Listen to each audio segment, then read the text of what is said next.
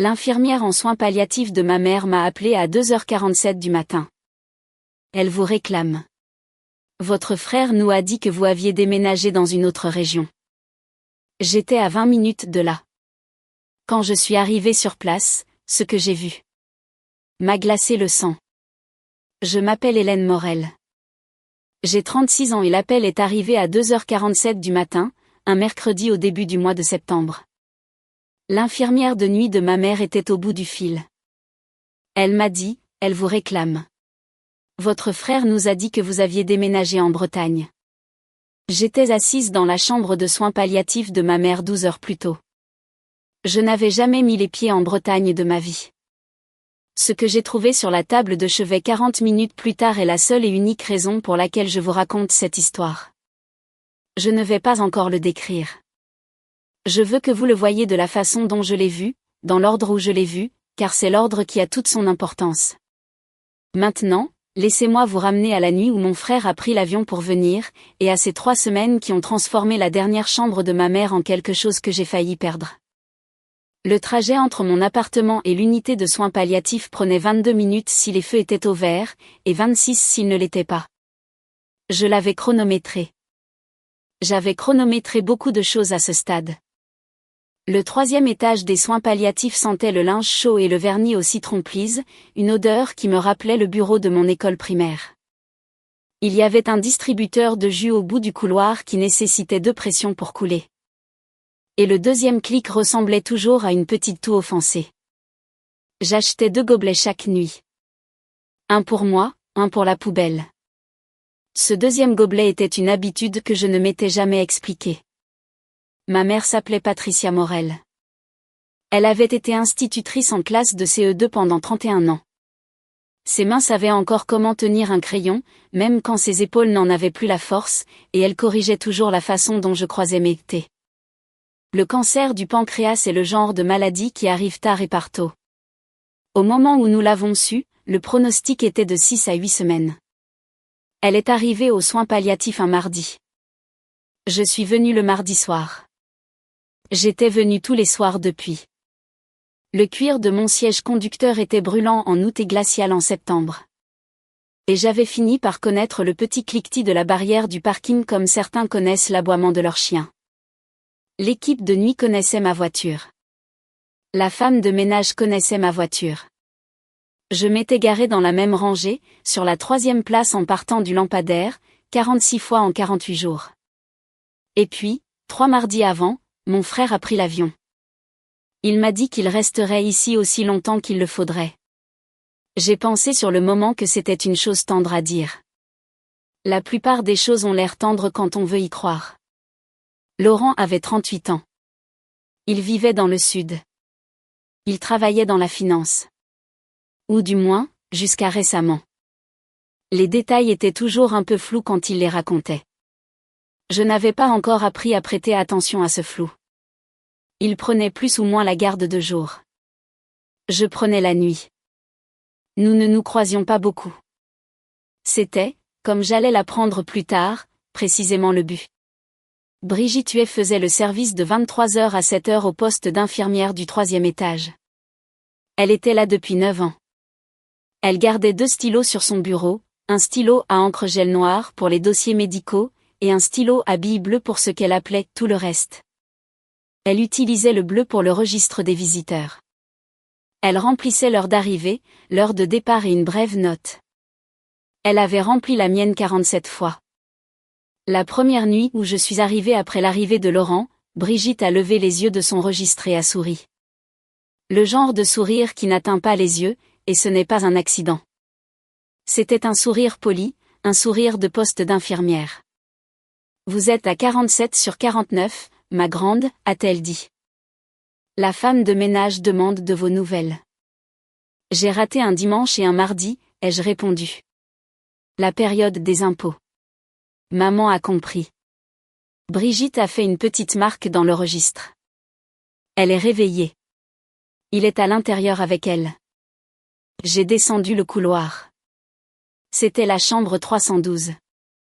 La porte était ouverte, comme toujours, selon le règlement des soins palliatifs.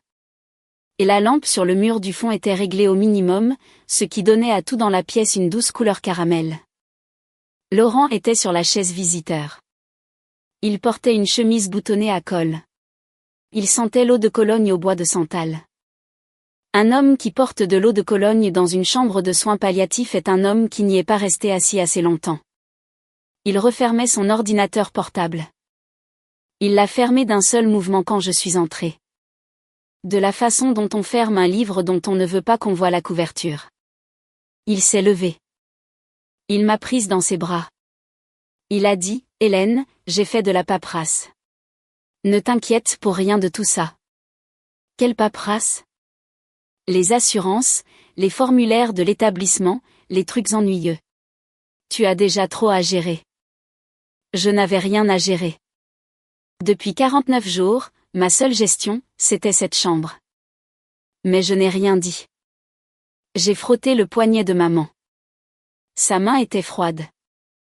Ses yeux se sont ouverts. Tu es là, a-t-elle dit. Je suis là. Elle a refermé les yeux. Laurent m'a regardé la regarder. Puis il a regardé la porte. Il regardait déjà la porte avant que je n'entre. La lampe a cliqué une fois sur le variateur. Reste aussi longtemps que tu veux, a-t-il dit. Je vais chercher à dîner. Il n'est pas allé chercher à dîner. Il est descendu sur le parking et a emporté son ordinateur avec lui. Le tiroir de la table de chevet de la chambre 312 avait un dessus en stratifie standard d'hôpital et une poignée qui bloquait au 2e centimètre. Je le savais parce que je l'ouvrais chaque nuit pour y ranger le courrier du jour et la tasse de bouillon chaud que maman ne buvait jamais. Le 3e mercredi après l'arrivée de Laurent, j'ai ouvert le tiroir et j'y ai trouvé quelque chose que je n'y avais pas mis. C'était un agenda à spirale, le genre que les institutrices achetaient en papeterie. La couverture était d'un bleu délavé avec l'année imprimée en lettres dorées. Le nom de maman était écrit à l'intérieur de la couverture avec son inclinaison d'institutrice, Patricia A. Morel. Les lettres penchaient vers la droite, comme elle avait appris à ses élèves de CE2 à incliner leur écriture cursive en 1988. Je me suis assise. J'ai ouvert l'agenda. Elle avait écrit dedans. Récemment. Pas tous les jours, mais presque. Une courte note de sa main tremblante pour chaque entrée. La morphine ne lui avait pas encore pris son écriture, elle l'avait seulement ralentie. J'ai feuilleté jusqu'au mardi précédent. Hélène a apporté de la soupe, est restée jusqu'à 21h. Mercredi, Hélène a apporté des magazines, ceux de mots croisés. Jeudi, Hélène est restée tard. Nous avons regardé la pluie. Vendredi, Laurent a appelé, n'est pas venu. Samedi, Hélène soupe. Dimanche, Hélène. Laurent s'est disputé dans le couloir à propos de quelque chose. Hélène est partie à 22h. Je l'ai refermé. Je l'ai remis dans le tiroir. Je suis restée assise avec ma main posée sur le tiroir pendant 1 minute. J'ai pensé sur le moment que c'était mignon. Je pensais qu'elle tenait un petit registre de ses derniers jours comme elle avait fait l'appel de ses élèves pendant 31 ans. Je me suis dit, ma mère est le genre de femme qui fait une liste de ceux qui sont venus.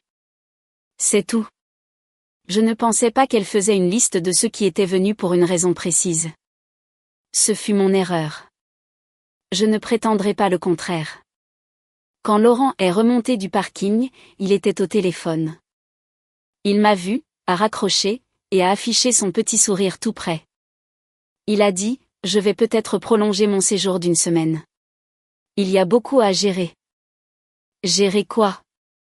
Juste de la paperasse, les histoires de succession, les préparatifs. Tu n'as pas besoin de t'en occuper. J'ai dit, d'accord. Je l'ai dit de la façon dont on dit d'accord quand on n'a pas envie de continuer à parler. Il n'a pas remarqué la différence. Il avait cessé de remarquer les nuances dans ma voix l'année précédant la mort de notre père, et il n'avait jamais recommencé. L'aide-soignante s'appelait Tania. Elle était nouvelle dans le service. Elle était gentille de la façon dont le nouveau personnel est gentil, c'est-à-dire avec précaution et beaucoup de contacts visuels. Le samedi de la 3e semaine, je suis arrivée tôt, vers 22h, et elle était près du chariot de linge devant la 312. Son visage s'est illuminé en me voyant. Oh, a-t-elle dit. La sœur de Madame Morel qui vient de Bretagne. Il a dit que vous preniez l'avion ce soir. Nous ne vous attendions pas si tôt. Je n'ai pas bougé pendant une seconde. J'ai fait ce demi-sourire poli que j'utilise depuis toujours dans ma vie professionnelle quand un client dit quelque chose de mathématiquement incorrect. J'habite à 20 minutes d'ici, ai-je dit. Je suis venue tous les soirs depuis son admission. Le sourire de Tania a vacillé. Elle a regardé le dossier dans sa main. Elle m'a regardé. Oh. Oh, je suis tellement désolée. Monsieur Morel a dit que vous aviez été muté pour le travail en août. Il nous disait. Il a dit que vous ne pouviez pas venir. MHM. Je suis tellement désolée. Est-ce que je devrais? Non, ai-je dit. Ce n'est pas de votre faute. Pourriez-vous me dire où est Brigitte? Brigitte était au poste d'infirmière. Elle avait une tasse de café frais et le registre des visiteurs ouvert devant elle. Je n'ai rien dit. Elle a levé les yeux. Elle a lu ce qui était écrit sur mon visage. Elle a retourné le registre pour que je puisse le voir. 47 nuits. Puis elle a sorti un deuxième classeur, ce qu'elle appelait le cahier de transmission du service, et l'a ouvert aux entrées à partir du 14 août. Laurent avait dit à l'équipe de jour que j'avais déménagé. Il l'avait dit à l'assistante sociale. Il l'avait dit à l'aumônière. Il l'avait dit à 3 aides-soignantes. Il le disait à tout le monde depuis 3 semaines. Je me suis assise sur la chaise à roulettes à côté de son poste. Je n'ai pas pleuré. J'étais experte comptable senior dans un cabinet régional. Je ne pleurais pas à un bureau. Je n'avais pas pleuré à un bureau depuis mes 23 ans. Brigitte a dit très doucement, si jamais tu as besoin de ce registre, ma grande, les écrits restent. J'ai hoché la tête. Je suis rentrée chez moi à 5h50 ce matin-là. Je n'ai pas dormi. J'ai bu 2 tasses de café. J'ai appelé ma cousine Carole à 7h pile. Elle a décroché à la première sonnerie.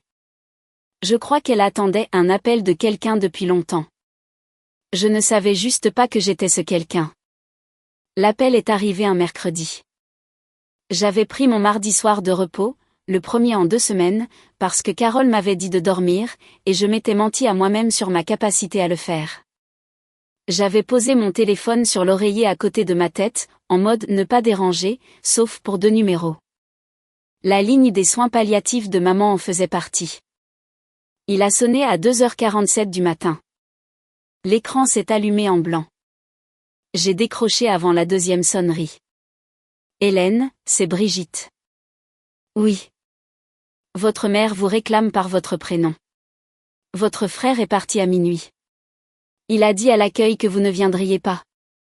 J'arrive. C'est bien ce que je pensais. J'ai enfilé un jean. Je ne me suis pas brossé les cheveux.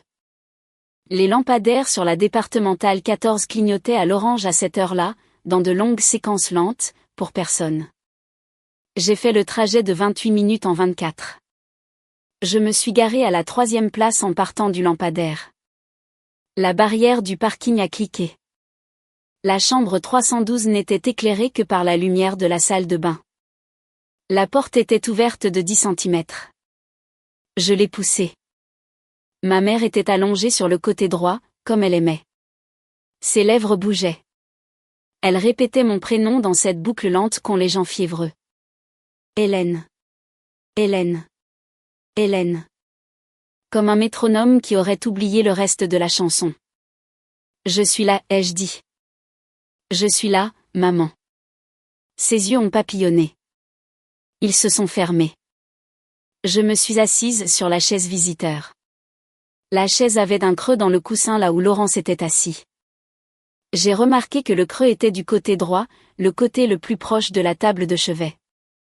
J'ai remarqué que la table de chevet avait quelque chose dessus que je n'y avais jamais vu auparavant. Un bloc-notes jaune à lignes. La première page remplie d'une écriture manuscrite. Une seule bande de lumière fluorescente tombait dessus depuis le couloir, comme si quelqu'un y avait posé une règle jaune. Je me suis penchée en avant. J'ai lu la première ligne. J'ai lu la deuxième ligne. Mes mains sont passées de chaudes à très froides, de façon très uniforme. Je n'ai pas lu le reste. J'ai sorti mon téléphone. La première photo que j'ai prise était à 3h12 du matin. La pièce était si silencieuse que j'ai pu entendre le clic de l'appareil photo dans ma propre gorge. J'ai décalé ma chaise pour avoir un angle net sur chaque page et j'en ai pris 4 autres. Puis j'ai mis mon téléphone dans ma poche, je me suis assise avec la main de ma mère dans la mienne, et j'ai attendu que le soleil se lève. Je n'ai pas lu le document 2 fois. Je l'ai lu une fois. Une fois m'a suffi. Je l'ai lu de la première à la dernière page à 6h du matin dans le salon du 3e étage, avec un gobelet en carton de thé du distributeur. Je n'ai pas bu. 4 pages de bloc-notes jaune écrites d'une seule traite, vu l'inclinaison des mots. La première phrase, moi, Patricia Anne Morel, saine d'esprit, lègue la totalité de mon patrimoine, biens immobiliers et personnels, à mon fils, Laurent Jean Morel. Le corps du texte faisait 4 pages. Il énumérait la maison, le petit compte-titre, l'épargne, le contenu du coffre-fort à la caisse d'épargne. Il ne mentionnait aucun autre héritier. Il ne mentionnait aucune fille. Il ne mentionnait aucune Hélène. La signature sur la dernière page était celle de ma mère. Tremblante, de travers, le genre de signature que fait une personne quand sa main a cessé de coopérer pleinement avec sa volonté. Je connaissais ce tremblement. Je l'avais regardé signer la mise à jour de son assurance vie 3 semaines plus tôt avec le gestionnaire. Le tremblement était réel. La signature était la sienne. Le corps du testament ne l'était pas. Mon frère avait un tic d'écriture. Il l'avait depuis le lycée. Son Y minuscule était trop long. Il étirait la boucle vers le bas jusqu'à dépasser la ligne suivante, comme s'il essayait d'atteindre le sol. Le Y de ma mère était une petite boucle cursive courte qui se refermait sur elle-même. Son Y était le même depuis 1988. Je le savais parce que j'avais un réfrigérateur couvert de ces listes de courses dans mon appartement. Je les avais gardées depuis que j'avais déménagé à 22 ans. Les Y l'ont trahi. Il y en avait 47 répartis sur les 4 pages. Absolument tous étaient de Laurent. Je suis restée assise dans le salon pendant un long moment. Le thé a refroidi. La pompe à morphine au bout du couloir cliquait toutes les 6 minutes. J'ai commencé à les compter entre les paragraphes pendant que je recopiais le testament ligne par ligne dans l'application de notes de mon téléphone. Une sauvegarde. Toujours avoir une sauvegarde. Je suis experte comptable. J'ai fait des sauvegardes toute ma vie. Quand j'ai eu fini, je suis retournée dans la 312. Maman dormait légèrement. Sa main reposait sur le drap. Je l'ai tenue. Elle a murmuré quelque chose. 3 syllabes. Faible. C'était peut-être merci, ma chérie. Je ne saurais jamais de qui elle parlait. J'aime à penser que c'était moi. J'aime à penser que ça n'avait pas d'importance. Je n'ai pas demandé. On ne demande pas à une femme endormie de justifier son affection. J'ai attendu Laurent. Il est revenu à 6h40. Il tenait un gobelet en carton du café franchisé à la sortie de l'autoroute, celui avec le logo vert. Il portait un pull à demi-zip. Il avait l'air reposé. Il avait dormi. Je n'avais pas dormi depuis 28 heures. Je l'ai retrouvé sur le parking. Je ne suis pas montée dans la chambre. Hélène, a-t-il dit. Qu'est-ce que tu fais dehors? J'ai les photos, ai-je répondu. Il s'est arrêté. Son visage a fait cette chose que font les visages quand ils calculent un nouveau plan très rapidement. Il s'est figé pendant environ 1 seconde et demie. Je l'ai observé comme on regarde un appareil photo à obturation lente. Puis il s'est repris. Hélène, écoute. Maman est confuse depuis des semaines. Elle voulait que les choses soient réglées. Elle m'a demandé de l'aider à l'écrire. Avec ton écriture. Je tenais le stylo pour elle. Elle me disait quoi écrire. Les 4 pages. Elle se fatiguait vite. Et les point. Il a cligné des yeux. Il n'avait pas prévu le coup des Y. Il a jeté un bref regard à sa propre main qui tenait le café. Il a posé le gobelet sur le capot de sa berline de location. Son souffle a formé un petit nuage près de la benne à ordures, et ce nuage était plus fin que le mien. Hélène, a-t-il dit. Il a recommencé. Je sais de quoi ça a l'air, mais je suis fauché. Marine m'a tout pris. Il y a un problème au travail. J'ai juste besoin d'un peu de temps. Maman voudrait. Maman tient un agenda, Laurent. Quoi? Elle écrit dedans depuis le début. Elle sait qui est venu. Elle sait qui n'est pas venu. Elle sait que tu n'es pas venu vendredi. Elle sait que nous nous sommes disputés dans le couloir dimanche. Elle sait ce qu'elle a signé et ce qu'elle n'a pas signé. Elle sait. Il n'a pas répondu. Le gobelet de café a basculé sur le capot et a coulé sur l'asphalte. Aucun de nous ne l'a ramassé. Je serai de retour à 19h, ai-je dit. Pourquoi faire? Ce n'est plus à toi de poser cette question. Je suis rentré chez moi. Je n'ai pas pleuré pendant le trajet. J'ai attendu d'être dans ma cuisine et j'ai pleuré pendant environ 4 minutes, puis j'ai appelé Carole. Elle attendait mon appel. Elle attendait depuis 7h du matin la veille. Carole Vasseur avait 41 ans. Elle était assistante juridique en droit des successions à 2 départements d'ici. Nous étions proches enfants, et moyennement proches adultes, comme le sont les cousines. Elle m'a écouté décrire le bloc-notes jaune sans rien dire pendant les 3 premières minutes. Puis elle a prononcé un mot, holographe.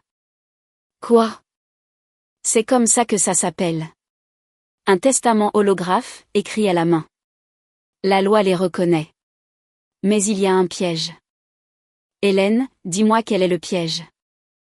L'ensemble du document doit être de la main même du testateur. Le corps du texte, chaque ligne, de maman, pas de lui. La signature seule ne suffit pas. Si le corps est de l'écriture de Laurent, l'acte est nul d'office.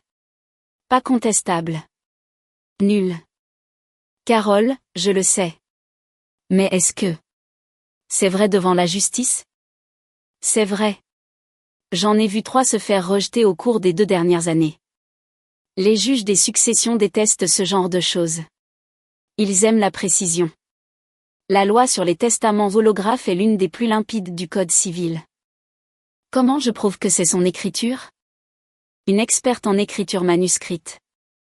Il y en a une excellente dans la région. Marcel Vandal. Je t'envoie ses coordonnées. Et tu as besoin d'un avocat spécialisé en succession. Pas moi. Je ne plaide pas. Tu as besoin de maître Jacques Weyland. Il est vieux. Il ne fait pas de drame. Il dépose les dossiers à l'heure. Le tribunal fait le reste. J'ai noté les 2 noms sur le bloc-notes jaune que je garde dans ma cuisine. Mon propre bloc-notes. Jaune parce que la papeterie les vend à 2 € le paquet. J'ai écrit la date en haut comme maman le faisait. Carole. Ouais. Est-ce qu'il va aller en prison? Elle y a réfléchi. Elle y a réfléchi plus longtemps que je ne l'aurais voulu. Probablement pas. Les litiges de succession sont du civil. Le faux en écriture pénale est une autre procédure. Les procureurs ne se saisissent pas des affaires de testament holographe à moins que les montants soient beaucoup plus gros. Il va juste perdre publiquement, en silence. C'est comme ça que ça se passe. Ça me suffit. Vraiment? Oui, il le faut. Je veux que le testament soit nul. Je veux que ces dernières semaines restent intactes. Je laisserai couler le reste. D'accord, Hélène. Je t'envoie les contacts. Elle me les a envoyés. J'ai envoyé un email à Maître Weyland à 8h12. Il m'a répondu à 9h41 avec une seule phrase, apportez des échantillons d'écriture antérieure de votre mère. J'aimerais déposer un référé en urgence si votre calendrier le permet. Le samedi qui a suivi mon email à Maître Weyland, ma mère a eu un ultime sursaut. Les infirmières des soins palliatifs m'avaient prévenu de ces améliorations soudaines. Ce ne sont pas des guérisons. C'est la dernière respiration claire du corps avant la chute finale. Elle s'est réveillée à 15 heures, de la façon dont on se réveille d'un vrai sommeil. Lentement, sans hâte, présente. Elle a tourné la tête vers moi. Ses yeux étaient redevenus ses yeux. Hélène. Maman, je m'approche. J'ai avancé la chaise de quelques centimètres. Elle a posé sa main sur la mienne. Sa main était chaude pour la première fois depuis une semaine. La lumière entrait par la fenêtre ouest sous un angle prononcé, ce genre de lumière rasante de fin d'été qui donne à l'intérieur d'une pièce la couleur d'un lampion en papier. La lumière est entrée à 16h20, exactement 4 minutes d'orange avant que les arbres ne la reprennent. Je l'avais chronométré. J'avais tout chronométré. Il n'arrête pas de me demander de signer des trucs, a-t-elle dit. Je me suis figée. Quel truc, maman? Des papiers. Des papiers différents, à des jours différents. Je ne les lis plus. Je les signe juste pour qu'ils me laissent tranquille. Elle a fait une pause. Elle respirait prudemment. Je suis désolée, ma puce. J'aurais dû te le dire. Je pensais pouvoir juste tenir plus longtemps que lui. Maman, tu n'as pas à t'excuser. C'est lui qui devrait. Il ne le fera pas. Je sais. Elle a fermé les yeux une seconde. Elle les a rouverts. Le tiroir. Il y a un agenda. J'écris dedans, tous les jours depuis le mardi de mon arrivée. Ramène-le à la maison ce soir. Garde-le. Il est à toi. J'ai ouvert le tiroir. J'ai posé l'agenda sur le lit. Elle a reposé sa main dessus. J'ai fait une liste, a-t-elle dit. Je suis institutrice. On fait toujours des listes. Je l'ai ouvert aux 2 dernières semaines. Son écriture était plus lente à la fin, mais lisible. 14 nuits sur 14, Hélène. 4 entrées pour Laurent. 3 des 4 disaient la même chose, à poser des questions sur l'argent. Tu savais? Je savais, ma chérie. Je n'avais juste pas le souffle pour me battre. Alors, je l'ai écrit de la façon dont je faisais copier leurs mots de vocabulaire à mes élèves de CE2. Si tu l'écris, c'est vrai. Si c'est vrai, ça reste vrai. Maman. Dis bonjour à Maître Welland de ma part quand tu le verras. J'étais au lycée avec sa sœur. Elle a souri. C'était ce petit sourire intime qu'elle affichait quand un enfant trouvait la bonne réponse après avoir lutté pendant une semaine. Puis elle s'est endormie avec l'agenda sur sa poitrine. Je suis restée assise là jusqu'à ce que la lumière orange quitte les arbres. Si vous avez déjà compté combien de fois vous êtes venu alors que personne d'autre ne comptait, dites-le moi dans les commentaires. Juste le nombre. Je lirai tout le monde. Si vous voulez savoir comment se sont passées les 3 dernières semaines, abonnez-vous. Il y a une partie que je n'ai encore racontée à personne. Revenons à la chambre de ma mère et à ce que j'ai fait de l'agenda. J'ai scanné chaque page de l'agenda ce soir-là sur mon imprimante multifonction que je n'avais pas utilisée depuis la saison des impôts.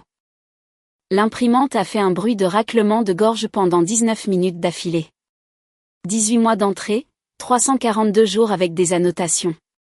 Maman n'avait pas écrit tous les jours, mais presque. La morphine avait raccourci ses phrases au fil des mois. Cela les rendait plus tranchantes, pas plus douces. À apporter de la soupe, est restée jusqu'à 21h. Hélène a appelé 2 fois. Laurent, non. J'ai recoupé avec le registre des visiteurs de Brigitte. J'ai fait le recoupement de la même manière que je faisais un rapprochement trimestriel au travail. 2 colonnes, date, source. J'ai eu une correspondance de 96%. L'écart de 4% correspondait aux nuits où Brigitte n'était pas de service. Ses remplaçantes faisaient des entrées moins complètes, mais l'agenda comblait les trous.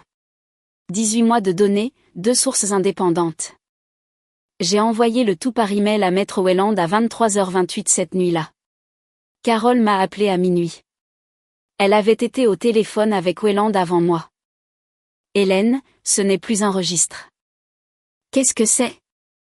C'est une pièce à conviction. N'envoie plus rien par email. Pourquoi? La procédure de communication des pièces.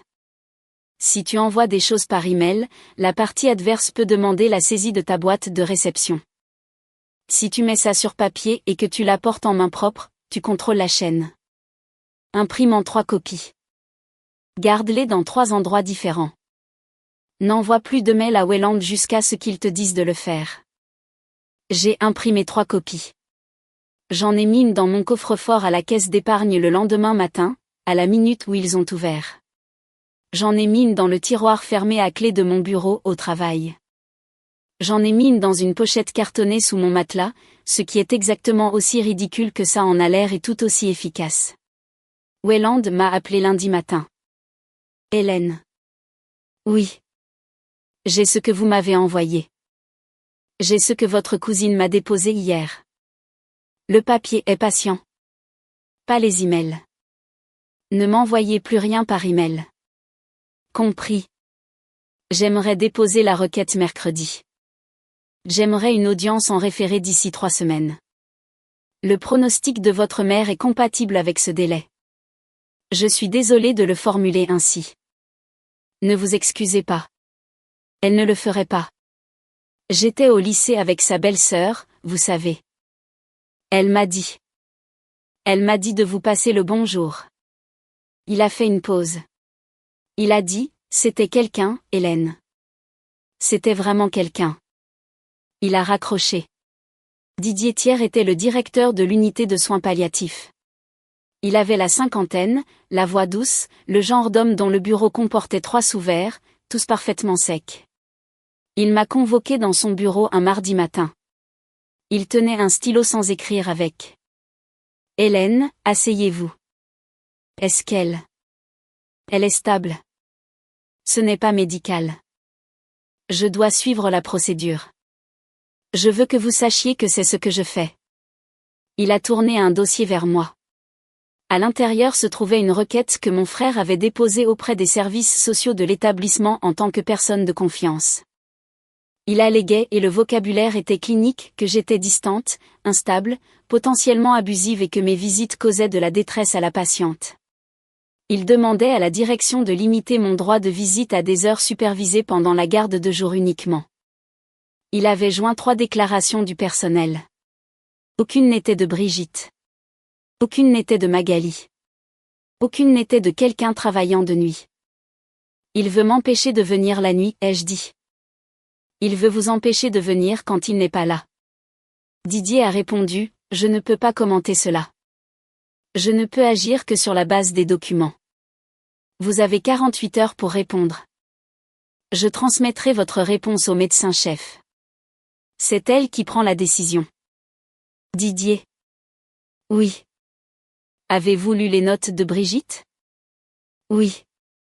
Avez-vous lu les notes de l'aumônière? Je les ai aussi. Il m'a regardé. Il avait l'air fatigué. Il était fatigué d'une façon qui n'avait rien à voir avec moi.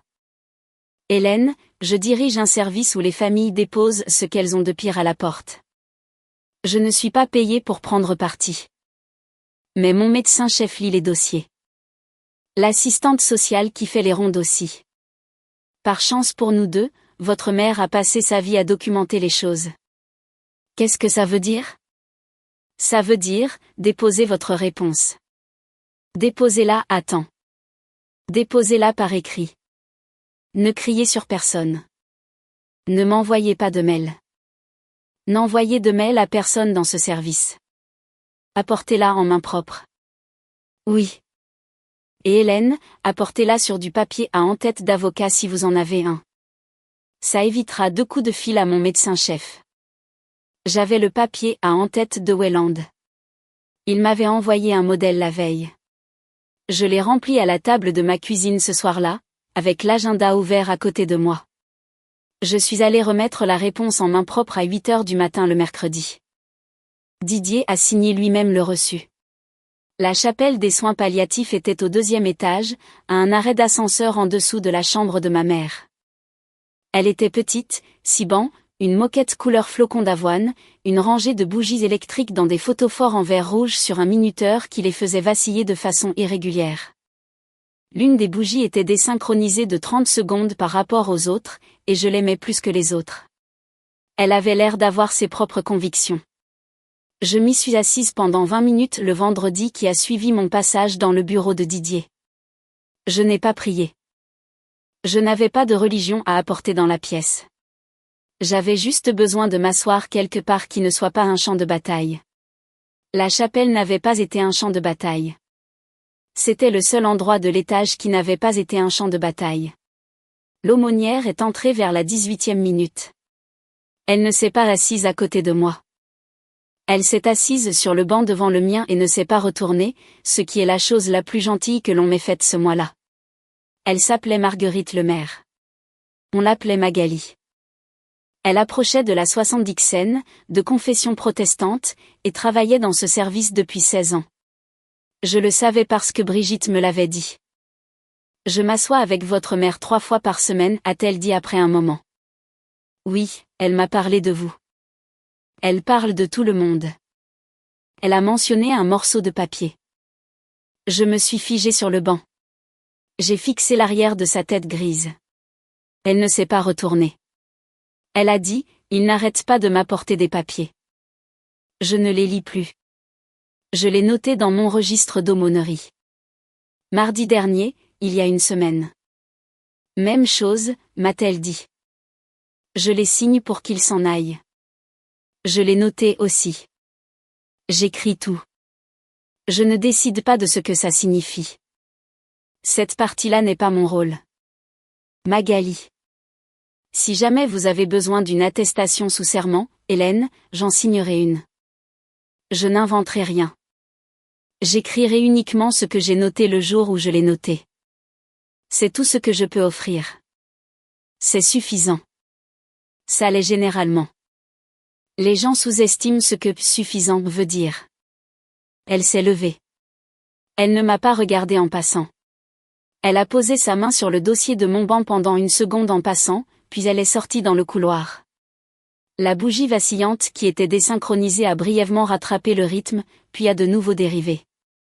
Je suis restée assise là encore 5 minutes. Puis je suis remontée au 3e étage. Le cabinet de maître Jacques Welland se trouvait au 3e étage d'un immeuble en briques rouges, 2 villes plus loin. L'ascenseur faisait un bruit de soupir en montant. Il avait une porte en verre dépoli avec son nom gravé en lettres à empattement. À l'intérieur, son bureau était impeccablement rangé. Il n'y avait qu'un seul stylo bic sur le sous-main, un seul. Je crois que c'est à ce moment-là que je lui ai fait totalement confiance. Il avait 64 ans. Il portait une veste de sport en tweed avec des coudières qui n'étaient pas là pour faire joli. Il y avait un calendrier au mur avec des dates entourées de 3 couleurs de marqueurs différentes. Il m'a serré la main une fois. Vous avez apporté l'agenda. Les 2 copies. Oui. Bien. J'en garde une. Vous gardez l'autre. L'original va dans votre coffre-fort. L'Y avez-vous déjà mis? Ce matin. Bien. Il avait déjà rédigé 3 documents, un référé pour préserver tous les dossiers médicaux actuels de ma mère et tout document prétendument lié à ses intentions testamentaires, une requête pour bloquer le transfert de la qualité de personne de confiance.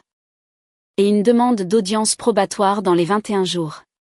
Il les a poussés vers moi sur le bureau pour que je les lise. Est-ce que le tribunal accordera l'audience à temps? Ils l'accorderont. Les calendriers du tribunal judiciaire ne sont pas saturés dans ce département. Le pronostic de votre mère figure au dossier. Personne n'aime faire traîner une affaire de soins palliatifs. Combien? 7 500 € de provision. Nous ne la viderons pas. Je dépose le dossier. Je me présente. Je perds très rarement ce genre d'affaires. Ce n'est pas de la vantardise. C'est juste le fait de présenter les bons papiers à l'heure. J'ai fait le chèque. Il l'a pris sans le regarder. Il l'a plié une fois et l'a glissé dans la poche intérieure de sa veste en tweed. Hélène, une dernière chose. Oui. À partir de maintenant, les communications de votre frère avec vous passent par moi. S'il appelle, vous ne décrochez pas. S'il envoie un SMS, vous ne répondez pas. S'il laisse un message vocal, vous le sauvegardez et vous me transférez le fichier. S'il vient à votre porte, vous n'ouvrez pas. Vous pouvez être civil. Vous ne pouvez pas engager la conversation. Il essaiera. Il est passé devant mon appartement il y a 3 nuits. Gardez une trace de ça. Le moindre détail que vous avez remarqué? L'heure, la plaque si vous l'avez vue. La direction, les plus petites choses. Oui. Et Hélène? Oui. Votre mère m'a dit de vous passer le bonjour. Elle m'avait dit que vous diriez ça. Il a souri pour la première fois. C'était un tout petit sourire. Il s'est replongé dans la lecture de la requête.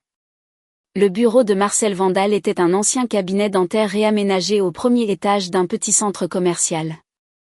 Elle avait repris les locaux à la retraite du dentiste en 2011 et n'avait jamais pris la peine de repeindre les murs, qui arboraient toujours le vert tendre d'une salle d'attente des années 90.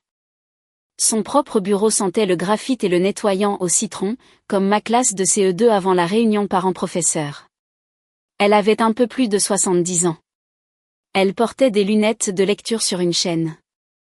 Elle avait témoigné dans 241 affaires. Elle me l'a dit sans fierté. Elle me l'a dit de la même manière qu'une bibliothécaire vous explique son système de fiches. Je lui ai remis 3 choses, le bloc-notes jaune de 4 pages contenant le testament original, 18 mois d'entrée de l'agenda de maman, et 3 ans de signature de déclaration d'impôt de Laurent que j'avais sorti des archives familiales dans le coffre-fort. Elle a travaillé pendant 9 jours. Elle ne m'a pas appelé pendant ces 9 jours. Elle m'a appelé le 10e jour. Mademoiselle Morel. Oui. Mes conclusions, provisoires en l'attente de l'examen par le tribunal. Oui. La signature sur la page 4 correspond à l'écriture de Patricia Morel. Le tremblement correspond à son profil de médication sous morphine documenté. Oui. Le corps du document ne correspond pas à son écriture. Page 1 à 4. Dans aucun échantillon en ma possession. Et pour l'écriture de Laurent. Très forte cohérence, inclinaison, pression, formation des lettres depuis ses déclarations d'impôt et 2 échantillons supplémentaires. À quel point en êtes-vous sûr? Hautement certaine. C'est le terme que j'utilise en langage courant. Sûr. Je rédigerai l'expertise dans les termes standardisés de la profession. Le tribunal entendra cohérent avec un haut degré de certitude. Je ne dis pas certain. Je ne dis jamais certain, mais c'est ce qui s'en rapproche le plus. Pouvez-vous témoigner? Je peux. Je préfère la visioconférence. Je suis vieille. Rester debout dans une salle d'audience me fait mal aux pieds. Maître Welland a déjà fait appel à moi. Merci. Ne me remerciez pas. L'écriture dit la vérité sur un auteur, tout comme une empreinte de pas parle de la chaussure. Je n'ai pas besoin d'aveu. J'ai ce que j'ai. Je dirai ce que cela montre. Elle a fait une pause. Elle a ajouté d'une voix différente, l'écriture de votre mère est une écriture d'institutrice. Elle penche à 88 degrés. C'était une bonne institutrice. Oui. Je suis désolée. Maître Welland aura mon rapport d'ici lundi. Elle a raccroché. L'appel est arrivé à 3h08 un jeudi matin. La voix de Brigitte était différente. D'habitude, la voix de Brigitte était un instrument parfaitement réglé, une flûte bien accordée. Hélène, elle fait un arrêt. On est en train de la stabiliser. Conduisez prudemment. Conduisez prudemment.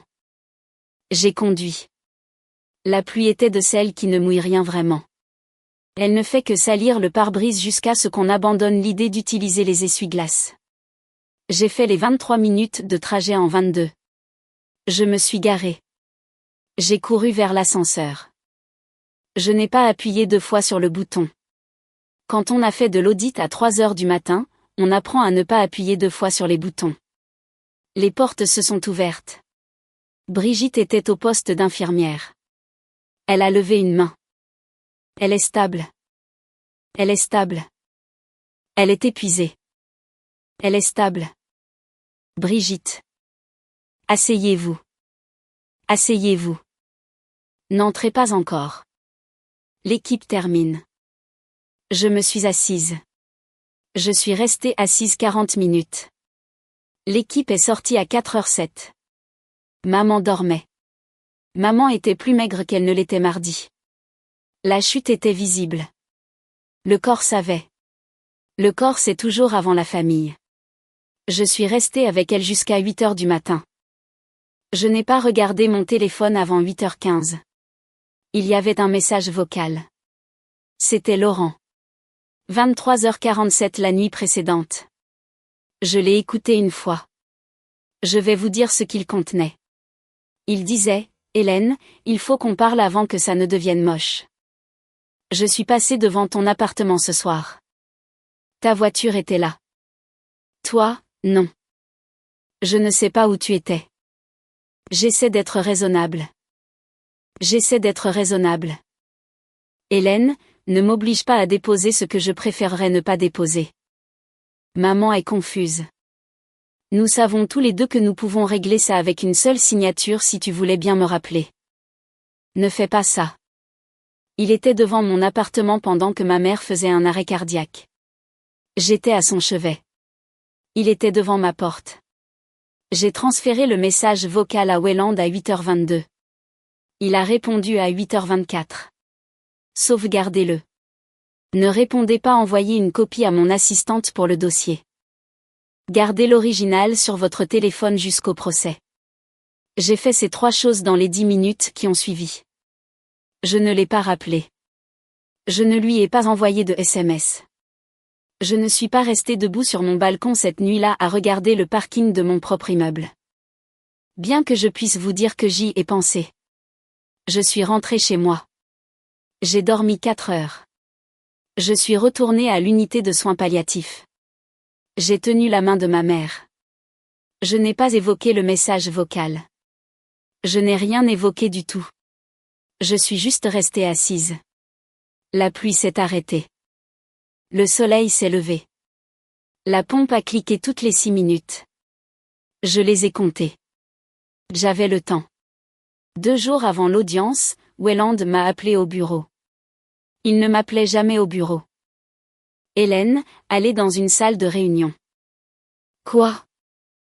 Votre frère a déposé un 2e document au tribunal ce matin. Un testament dactylographié, signé, prétendument authentique, daté d'il y a 14 mois. Il a l'air en règle au premier coup d'œil. Il prétend que l'holographe était un brouillon redondant fait alors qu'elle était effrayée et désorientée. Maître. Ne paniquez pas. Ne paniquez pas. Lisez-moi le numéro de sceau du notaire sur le document. Je vous envoie le scan. Le scan est arrivé. Je l'ai ouvert sur mon téléphone dans la salle de réunion. Le tampon du notaire était net. Le numéro d'immatriculation comportait 8 chiffres. Je les ai lus à voix haute. Il est resté silencieux pendant 90 secondes. Je pouvais l'entendre taper au clavier. Il tapait à 2 doigts. Le genre d'homme qui a appris en 1979. Hélène. Oui. La validité de ce notaire a expiré 8 mois avant la date figurant sur ce document. Le notaire a été sanctionné par la Chambre des notaires, il a été radié. C'est dans le registre public. L'annuaire officiel est accessible en ligne gratuitement. Le notaire figurant sur ce document n'avait plus le droit d'exercer le jour où il est censé l'avoir tamponné. Qu'est-ce que ça veut dire? Ça veut dire que le testament authentique n'a pas été exécuté correctement. Un testament a besoin d'un notaire valide pour la présomption d'exécution régulière. Il n'a pas cette présomption. La charge de la preuve se retourne contre lui. Il doit prouver que ce document est bien ce qu'il prétend être, par des témoignages indépendants. Il ne le fera pas. Les signatures des témoins sont des gribouillis illisibles.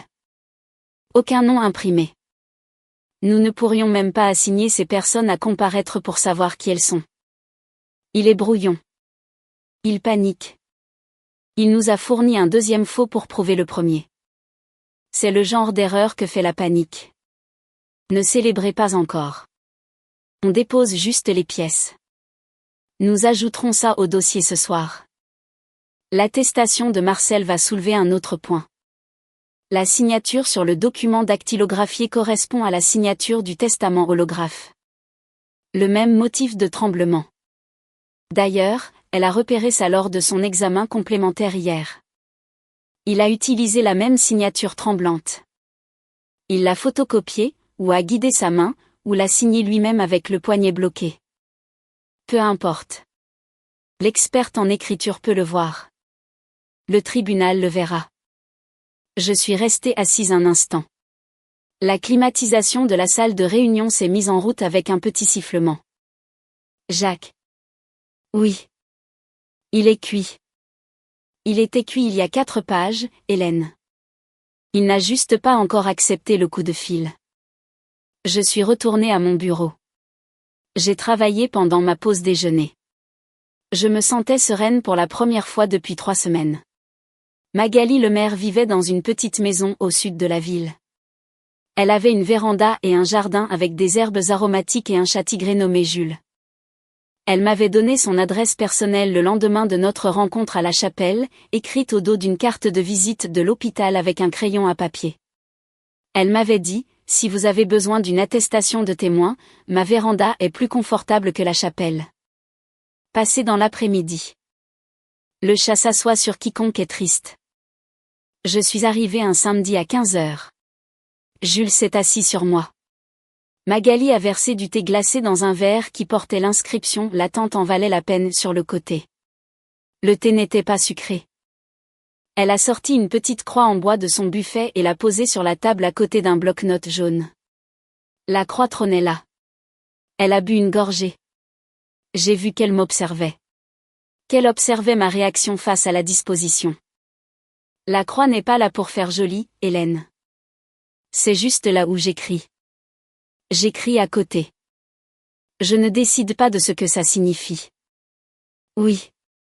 Elle avait déjà rédigé l'attestation sous serment en lettres cursives sur le bloc-notes. Je l'ai lu. Elle énumérait 3 dates. À chaque date, elle avait consigné une déclaration de ma mère au sujet de Laurent. Les déclarations étaient courtes. Elles étaient exactes. Elles étaient datées, horodatée et signée dans le registre d'aumônerie qu'elle tenait depuis 16 ans. La première, il m'apporte des papiers et me demande de signer. Je signe pour qu'il parte. La deuxième, j'ai arrêté de les lire. Mes yeux sont fatigués. Il dit que c'est pour l'assurance. La troisième, il a dit au personnel qu'Hélène était partie. Il ment. J'ai enseigné en CE2. Je sais reconnaître un mensonge. Elle avait tapé l'attestation sur son ordinateur personnel ce matin-là. Elle l'avait signée devant une autorité assermentée à sa banque sur le chemin de notre rendez-vous. La validité du cachet, a-t-elle souligné avec un humour pince sans rire, avait été vérifiée avant la visite. Magali. Témoigner ce n'est pas prendre parti, Hélène. C'est refuser de faire semblant de n'avoir rien vu. Merci. Ne me remerciez pas. Buvez votre thé. J'ai bu le thé. Le chat a dormi. Le ventilateur de la véranda tournait sans faire de bruit. J'ai conduit l'attestation directement à la boîte de dépôt de Welland ce soir-là, et je n'y ai pas réfléchi à 2 fois. La nuit avant l'audience, je suis restée assise avec ma mère. Elle était très maigre. Elle était très fatiguée. Elle était lucide de la façon dont les mourants sont lucides dans leurs derniers jours. Pas toujours, mais par éclair, d'une grande acuité. Apporte-moi l'agenda demain. Maman, c'est une pièce à conviction. Je n'ai pas le droit de le ramener du tribunal le jour même. Welland le garde la nuit. Je veux le tenir demain soir. Et après, je veux savoir s'il est arrivé là où je l'ai envoyé. Oui. Elle a fermé les yeux. La pompe a cliqué. J'ai compté 6 clics. Puis. J'ai enseigné en CE2 pendant 31 ans, ma chérie.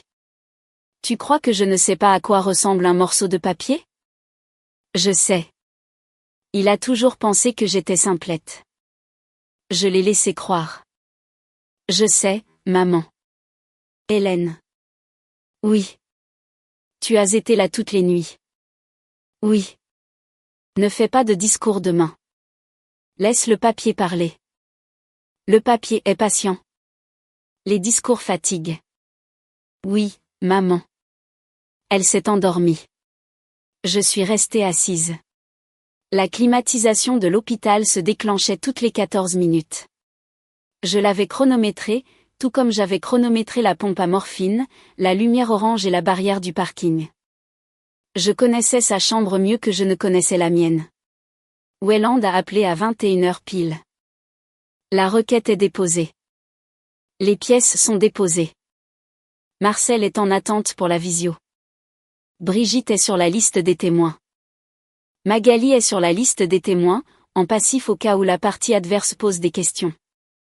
Le relevé de radiation du notaire est ajouté. Les échantillons de déclaration d'impôt sont ajoutés.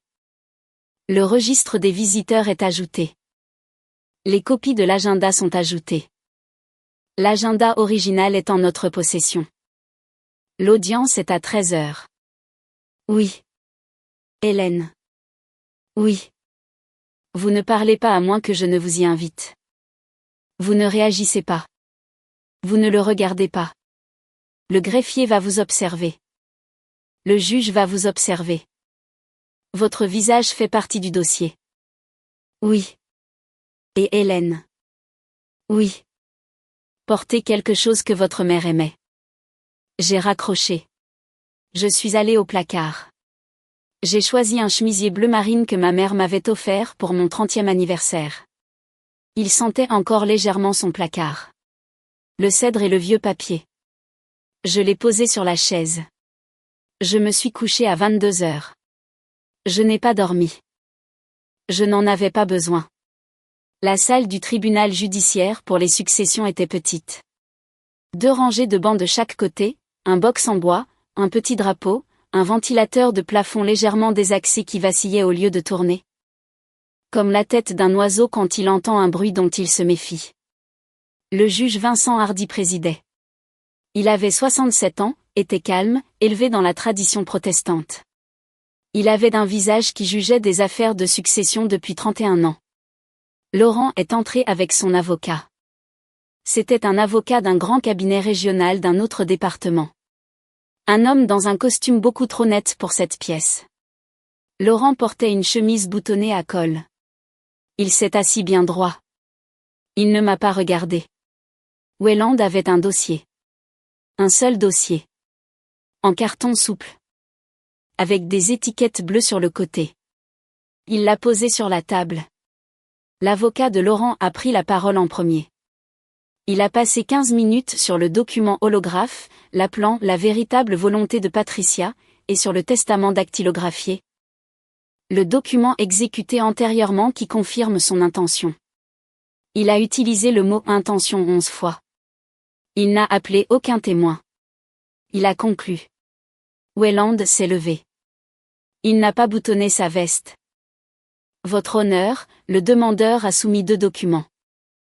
Nous sommes prêts à démontrer qu'aucun des 2 ne survit à l'examen légal le plus élémentaire. Il a ouvert le dossier. Pièce A, registre des visiteurs, copie certifiée. 47 nuits sur 49 pour Hélène Morel. 4 sur 49 pour Laurent Morel. Versé au dossier. Pièce B. Appel de Madame Brigitte Huet à la barre. Sous serment, une question posée. Madame Huet, sur les 7 semaines de soins de Patricia Morel, qui lui rendait visite la nuit. Hélène Morel, toutes les nuits où j'ai travaillé. 47 sur 49. J'étais de repos les 2 autres jours. Vous pouvez disposer. Pièce C. Agenda personnel de Patricia Morel. 18 mois, authentifié de la main même de la testatrice et recoupé avec le registre des visiteurs. Pièce D. Marguerite Lemaire. Attestation de l'aumônière. Versé au dossier. 3 déclarations datées. Signées, certifiées. Commission valide. Pièce E. Marcel Vandal. Experte en écriture. Témoignage par vidéo. 12 minutes. Le corps du testament holographe, fortement incohérent avec l'écriture documentée de Patricia Morel. Fortement cohérent avec la signature de Laurent Morel. La signature sur l'holographe, cohérente avec celle de Patricia Morel avec un tremblement lié à sa médication documentée. La signature sur le testament dactylographié, même tremblement, Même main, effectuée le même jour, selon son opinion professionnelle, que la signature de l'holographe. Pièce F. Registre d'expiration et de radiation de la Chambre des notaires. Requête publique. 8 mois avant la date d'exécution. Versé au dossier. La présentation a duré 47 minutes. Wayland s'est assis. Il a croisé les mains. L'avocat de Laurent a demandé une suspension de séance. La suspension a duré 20 minutes. Je suis resté dans le couloir avec Wayland.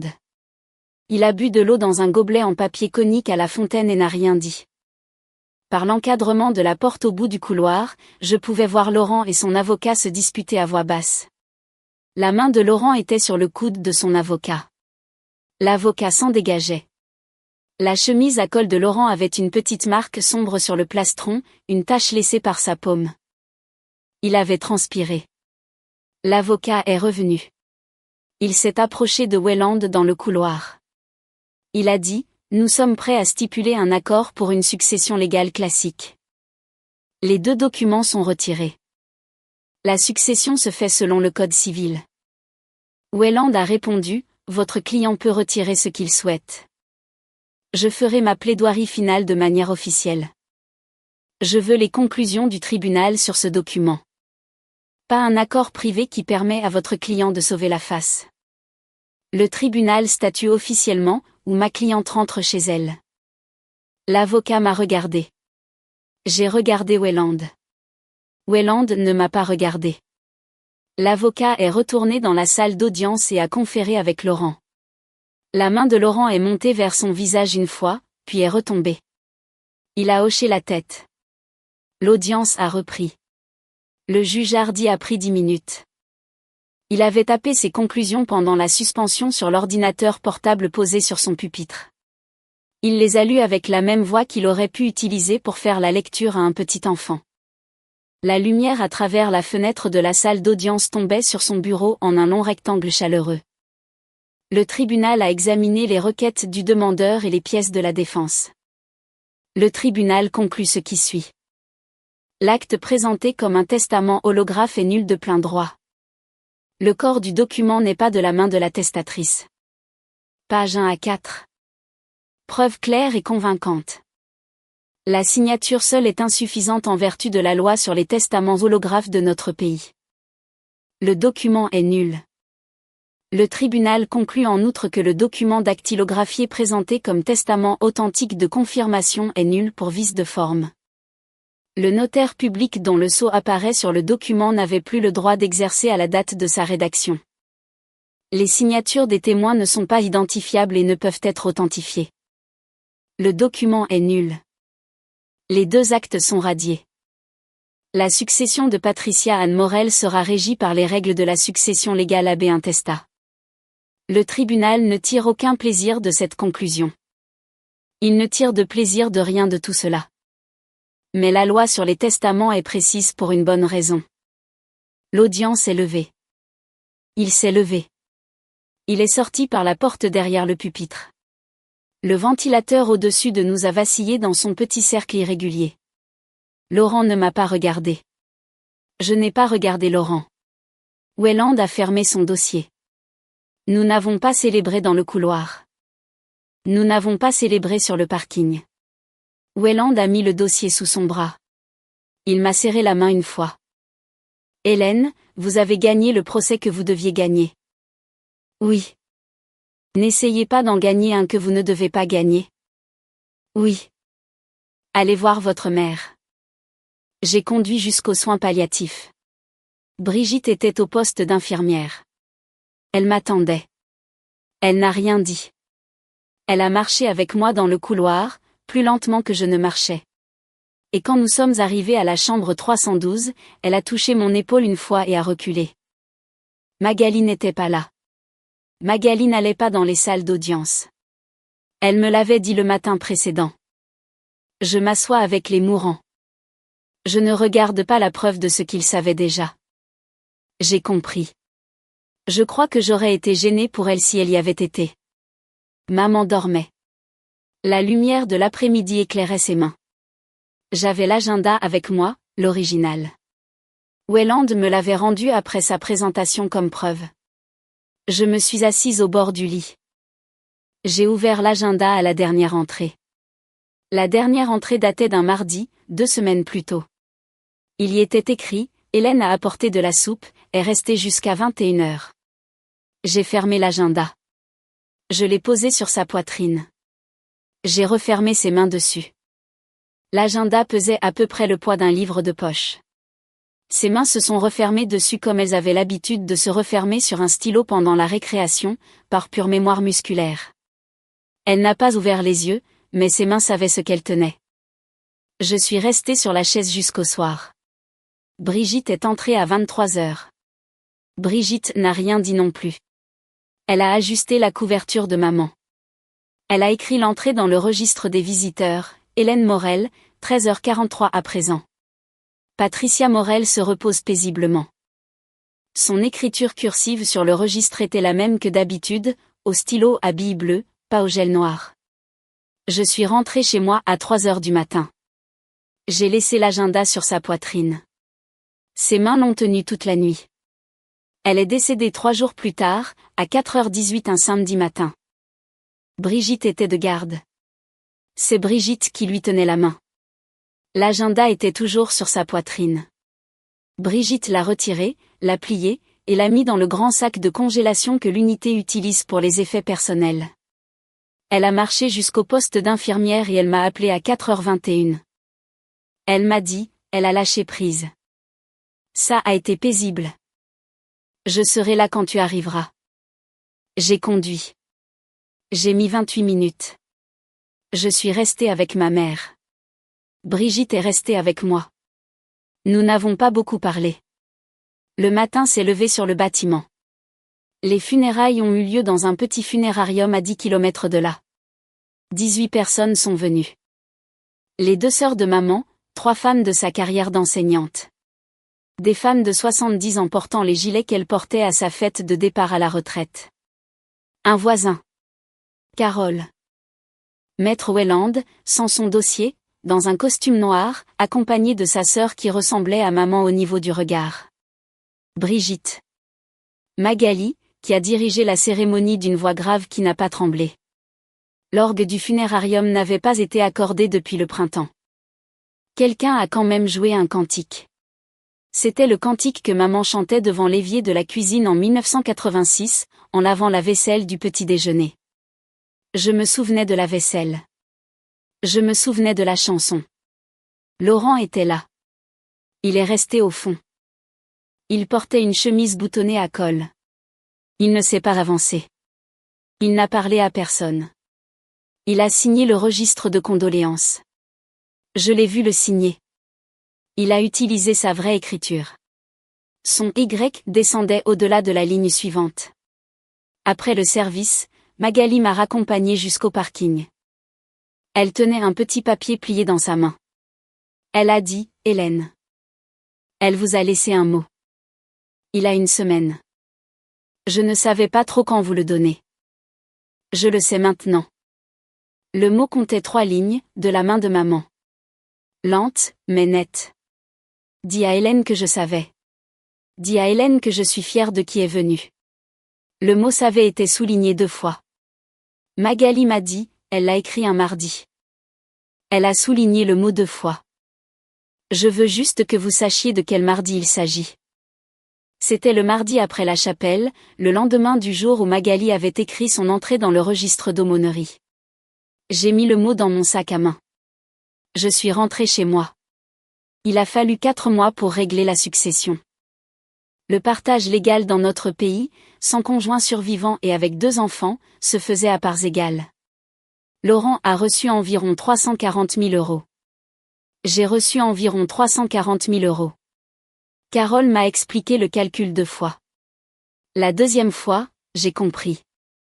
La première fois, je pensais à l'agenda de maman, que je garde sur la 2e étagère de ma bibliothèque, le 3e en partant de la gauche, entre son vieux carnet de notes et son exemplaire du Petit Prince.